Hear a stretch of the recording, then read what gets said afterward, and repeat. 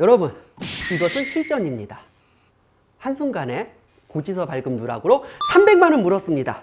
구독과 좋아요, 그리고 광고 하나만 더 봐주시고요. 스킵이 안 돼도 양해 부탁드립니다. 추석을 앞두고 300만 원 물었습니다. 안녕하십니까, 여러분의 무역 동반자 정재환입니다. 오늘은 이 슬픈 소식을 즐겁게 공유하고자 이제 가산세 파트를 준비했습니다. 가산세, 이거 이론으로 배우니까 이론, 국제무역사건, 무역영어건 아니면 관세사 시험이건 이론으로 배우면 아무런 감흥이 없어요. 야, 그거 나쁘게 지나면 3% 붙고 하루에 0.02% 붙는 거, 그게 뭐냐?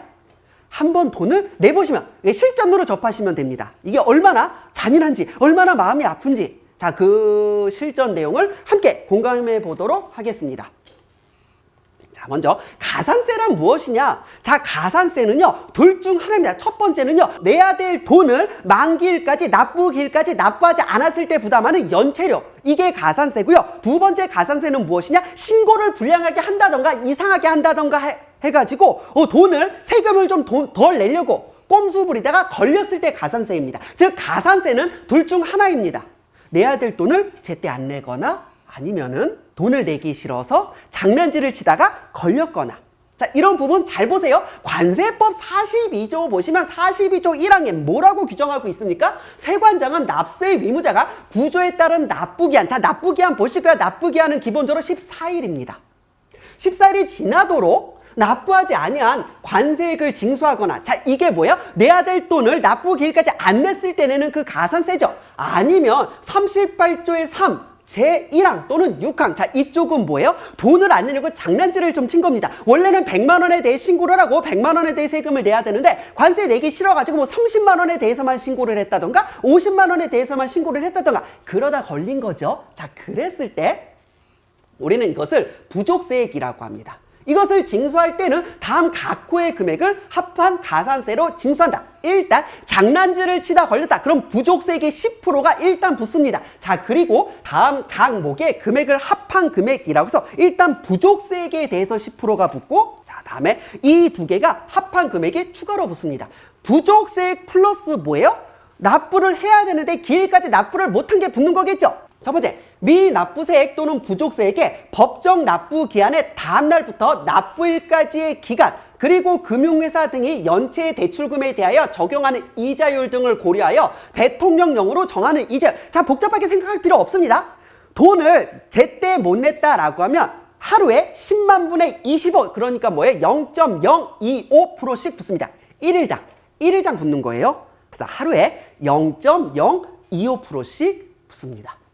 자, 다음에 법정 납부 기한까지 납부해야 할 세액 중 납세 고지서에 따른 납부 기한까지 납부하지 아니한 세액의 100분의 3, 일단 3%가 붙습니다. 자, 그러면요, 부족세액이라서 원래 신고를 잘못했으면 부족세액의 10%가 붙지만 이거야 잘못한 거니까 그렇다 치고 저는 원래 100만 원을 내야 된다라고 하면 100만 원을 제대로 신고했습니다. 하지만 납부 기일까지 못 냈다라고 하면 일단 3%가 붙고 그 다음에 하루에 0.025%씩 또 붙는 겁니다.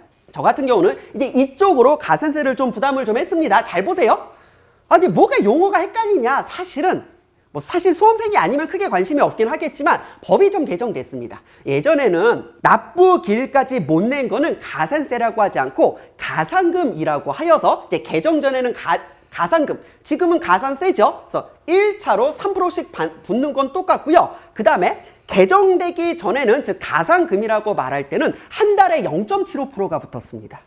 야, 어떻게 한 달 단위로 붙냐? 야, 그럼 하루를 늦은 사람하고 29일을 늦게 내는 사람하고 결국 똑같은 거 아니냐? 이건 말이 안 된다라고 해서 일단 붙습니다. 일단 0.025%씩 차곡 붙습니다. 자, 이게 뭐냐면요, 사실 대기업 같은 경우는 관세로 막 1억씩 납부하는 경우가 흔하거든요. 그럼 1억을 납부해야 되는데 못 냈다. 자, 그러면 일단 하루라도 넘어간 시점에 300만 원이 붙습니다. 3%니까. 자, 그리고 하루당 0.025%니까 하루에 25,000원씩 차곡차곡 붙습니다.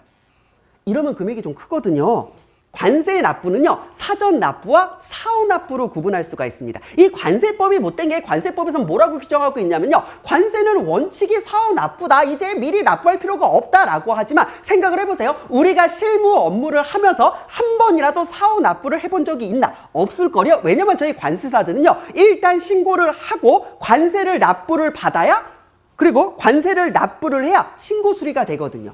관세법 구조의 1항을 보시면 관세의 납부 기한은 이 법에서 달리 규정하는 경우를 제외하고 다음 각 호의 구분에 따른다라고 해서 납세 신고 수리일로부터 15일 이내, 납세 고지를 받은 날로부터 15일 이내, 수입 신고일로부터 15일 이내. 자, 이거 지금 상세하게 구분할 필요 없이 사후 납부는 15일입니다. 15일 이내 납부를 좀 하셔야 돼요. 오늘 이것만 보고 야 그럼 15일 이내 납부해야 되는 거 아니냐라고 하는데 잘 보세요. 이게 사후 납부자 뭐라고 돼 있냐면 납세 의무자는 원칙 규정에도 불구하고 수입 신고가 수리되기 전에 해당 세액을 납부할 수 있다. 사전 납부를 해도 된다라고 돼 있죠. 하지만 대부분의 업체는 사전 납부를 합니다. 그 이유가 있어요. 먼저 사후 납부를 하기 위해서는요. 애초에 일정 기간 동안 그 실적 수입 실적이 있거나 아니면 담보를 맡기는 경우에만 할 수가 있습니다. 일반적인 업체는요, 사후 납부를 하고 싶어도 일단 대상이 안 됩니다. 그 다음 사후 납부 대상이 된다라고 할지라도 사후 납부하는 게 관리가 더 안 돼요. 생각을 해보세요. 우리가 카드 결제하는 이유는 뭡니까? 1일부터 말일까지 카드로 결제한 거 한 달에 몰아서 빵 하고 결제를 하면 되는 거죠. 여러분 만일 카드 결제한 거 15일마다 껌껌이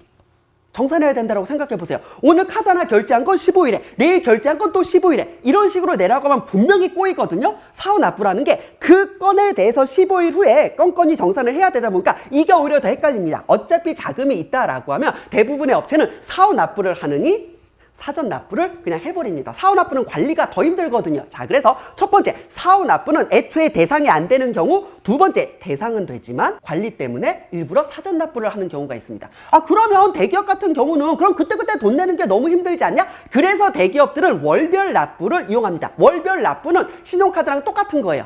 한 달 동안 수입한 걸 다 몰아가지고 한 달 단위로 관세를 정산할 수가 있습니다. 보세요. 세관장은 납세 실적 등을 고려하여 관세청장이 정하는 요건을 갖춘 성실 납세자가 신청을 할 때는 원칙 규정에도 불구하고 납부 기한이 동일한 달에 속하는 세액에 대하여는 그 기한이 속하는 달의 말일까지 한꺼번에 납부하게 할 수 있다. 자, 그래서 대기업 같은 경우는요, 월별 납부를 하지 사후 납부까지 가는 경우는 없습니다. 제가 그렇게 관세 업무를 많이 했는데 둘 중 하나예요.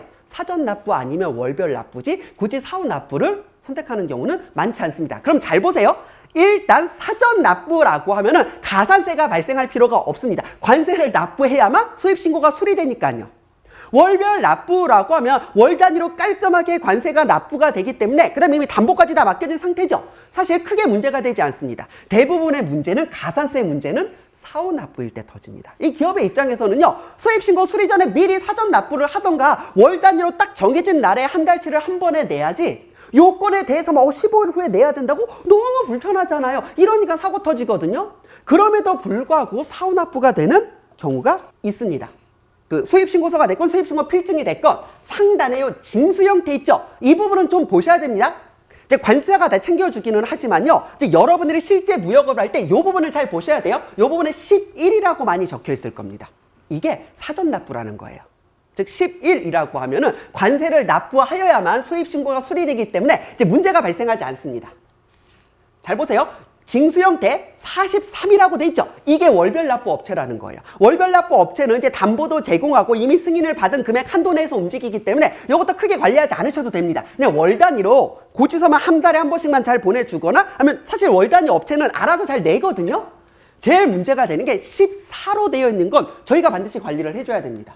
징수 형태 14로 돼 있으면 이게 사후납부 업체입니다. 언제 사후 납부할까요? 왜 이게 징수 형태가 14로 되어 있고 이것 때문에 사고가 발생할까요? 이유는 뻔하거든요. 월별 납부 업체입니다. 이제 월별 납부 업체는요, 이제 승인받은 한도, 월별 한도가 있거든요.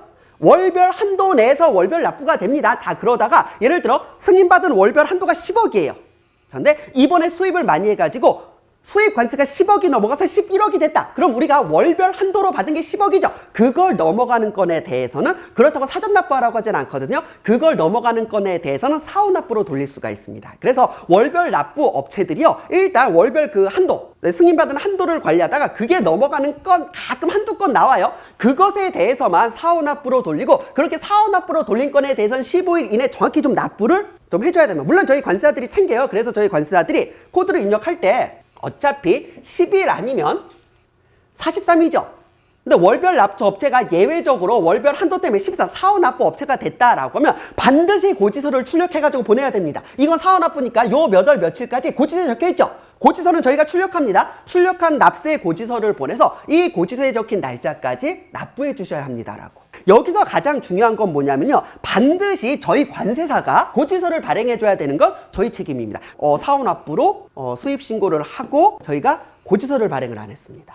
고지서를 발행을 안 하니까 결국 독촉장이 날아온 거죠. 야, 저 관세 납부기일 텐데 니들 안 냈더라? 이미 3%는 붙었고 지금 하루에 0.025%씩 붙고 있으니까 최대한 빨리 내라 이거거든요. 자, 그럼 이제 우리가 궁금한 게 하나 있습니다. 아니, 한 달 단위로 이렇게 금액이 붙을 땐 이해를 하는데 하루 단위로 0.025%씩 붙는데 이거 어떻게 계산하느냐? 고민할 필요가 없습니다. 우리가 이제 유니패스 사이트를 통하거나 은행 사이트를 통해 내죠. 은행 사이트에서 오늘 관세 납부하겠습니다 라고 하면은 0.02%가 하루 단위로 붙은 그 금액이 자동적으로 뜹니다. 그게 아니더라도 이거거든요. 이게 납세 고지서거든요. 납세 고지서에 딱 적혀 있어요. 납기인의 금액을 내면 얼마고 납주에 내면 금액이 얼마고 그래서 납부 기한이 적혀 있죠. 그래서 납부 기한 넘어가면 3%가 붙은 금액이 여기 적혀 있습니다. 자, 그리고 뭐예요? 하루 단위로 얼마씩 붙는지 고지서에 금액이 다 붙어 있습니다. 인생 실전입니다. 저희가 한 방에 300만 원을 물었습니다. 저희는 300만 원을 물고 우리 구독자분들은 광고를 하나 더 봐주시고 이렇게 즐거운 추석이 되면 될 것 같습니다. 자, 그래서 오늘의 교훈은 무엇이냐? 징수 형태 잘 보세요. 여러분은 거의 예외 없이 10일로 되어 있을 거예요, 지금. 43일 업체는 자신들이 알아요.